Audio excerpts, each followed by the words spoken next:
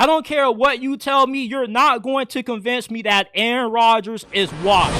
When you play on one of the worst ran franchises in the NFL, no matter how good of a quarterback you are, you could be freaking Tom Brady and still not have a lot of success when you're playing for the dumpster fire that is the New York Jets. Aaron Rodgers had to overcome poor coaching during his time in New York. Now, was it his fault why the Jets were the clown show that they were? Absolutely. But let's not make it seem like Aaron Rodgers was fully to blame for the disaster that was the Jets 2024 season. There were so many games that this team lost due to poor coaching. When you're constantly losing games due to special teams miscues, you have a defense that regressed tremendously when they made the switch from Saleh to Jeff Ulbrich. Aaron Rodgers had to be damn near perfect for the Jets to be a playoff team, and it's unreasonable to expect that level of play out of a guy that's 42 years old. Let me give you an insane stat. Despite Aaron Rodgers being 40 plus, he was second in the league in pass attempts. That's not a sustainable way to be able to win football games. Aaron Rodgers, we know he's not the same player that he used to be, which is why he was never going to have success on an organization as dysfunctional as the New York Jets. Brett Favre didn't win anything in New York neither, and you saw what he did once he went to the Minnesota Vikings. You saw how better Sam Darnold's career has been since he got away from the place that quarterbacks go to die, which is the Jets organization.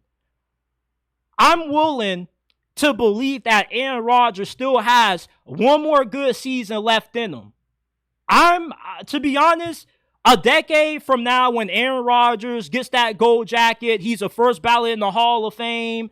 None of us are going to remember his time on the New York Jets. When I think of Aaron Rodgers, I think of the bad man that I grew up watching, winning countless MVPs, being the greatest quarterback of his generation from a talent standpoint. I'm not going to remember how his time in New York ended.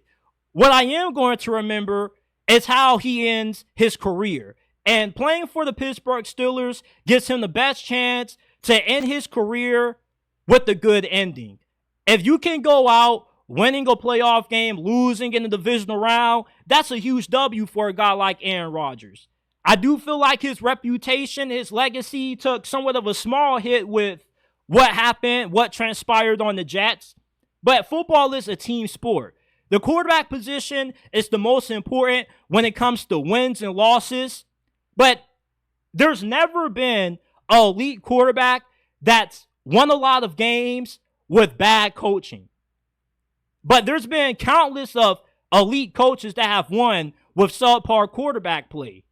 As a quarterback, you can't overcome poor coaching. As a coach, you can overcome poor quarterback play. Football is one of the few sports that it relies on everybody to do their job right, to be good at what they do. Though when in the NBA, if you have 2 or 3 good players and the rest of your team isn't good, you can still be a championship team because of those 3 players alone are good enough to propel you to that spot. But in football, when it's 11 on 11 and not 5v5, you need not just good players, but you also need the coaching to be up to par. The coaches or the teams that go the furthest in the playoffs, that have the most success come playoff times, are the teams that are well coached. That's why Kansas City has been to so many Super Bowls over these past couple of years. Andy Reid is arguably the greatest head coach in NFL history. Aaron Rodgers going to the Steelers, linking up with Mike Tomlin. This is the best situation for him to still have a chance of retiring on top. The Steelers got a good roster. You got George Pickens. You got DK Metcalf. The offensive line isn't as bad as what it's made out to be. Their first-round pick last year at offensive tackle out of Washington, he's a pretty good player, but we didn't see him take a single snap as a rookie. They had countless of injuries on the offensive line. With Aaron Rodgers, that offensive line should improve thanks to him being able to get the ball out a lot faster. Russ and Justin Fields had times when they just held on to the ball too long. They took unnecessary sacks. And the defense is going to get helped out by the addition of Aaron Rodgers, because now they're not going to have to be on the field for 1,000 plays at a time. It's one thing to get a stop, and then you're right back on the field 45 seconds later because the offense goes 3 and out. Eventually, you get fatigued a lot quicker than what you would if you had a more efficient offense with more sustainable quarterback play. And that's what Aaron Rodgers can give you at this stage of his career. Is he still going to play at an MVP level? No, he's not. Can he move the way he used to? No, he can't. But he still is a very good thrower. He still is very accurate. And he still is one of the best deep ball throwers in the league. He was 9th in the NFL in big-time throws. Aaron Rodgers showed that he still has a little bit of gas left in the tank for one more good season. And finishing his career in Pittsburgh is the best place for him to be to close out what has been one of the greatest quarterback careers that we have seen in the history of this sport. Listen, who gives a damn about Aaron Rodgers?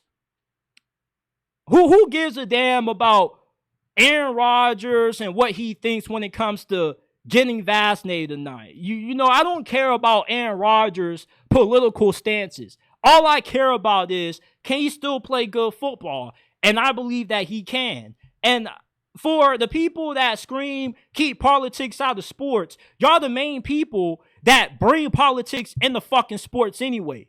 Because you keep talking about, I don't want Aaron Rodgers because of the vaccine stance that he has. Who cares? Do you care about winning, or do you care about somebody's political ideals? If Aaron Rodgers can bring the Steelers a Super Bowl, do you care about his political stances? That's what I really don't understand about a lot of you fans. You say, let's keep politics out of sports, but then you find ways to bring politics back into sports. A lot of you guys don't like Aaron Rodgers because of his political stances. That's cool. Politics is subjective. I don't have to agree with what you agree with.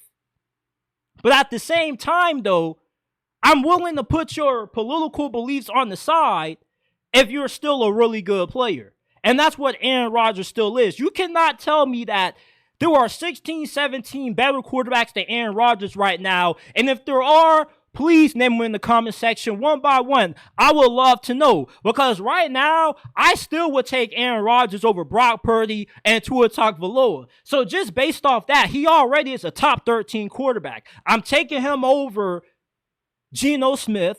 I'm taking him over Sam Darnold. There's a ton of quarterbacks that I'd rather have. There's a ton of quarterbacks that I would not take over Aaron Rodgers, despite him being 42 years of age.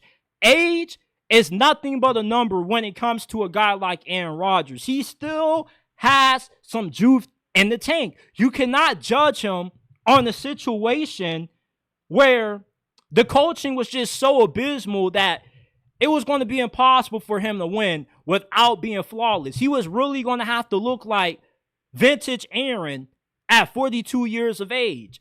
And that just was unrealistic. And Aaron Rodgers isn't the kind of player anymore that can carry a poorly coached team. He doesn't have to do that in Pittsburgh. Mike Tomlin has shown on multiple occasions that he's a great coach. You just don't make it to the playoffs with Mason Rudolph, Kenny Pickett, or Wash Russell Wilson if you're not a good head coach. If Mike Tomlin can win 9, 10 games with all of these randos at quarterback, then he can definitely win a playoff game with Aaron Rodgers.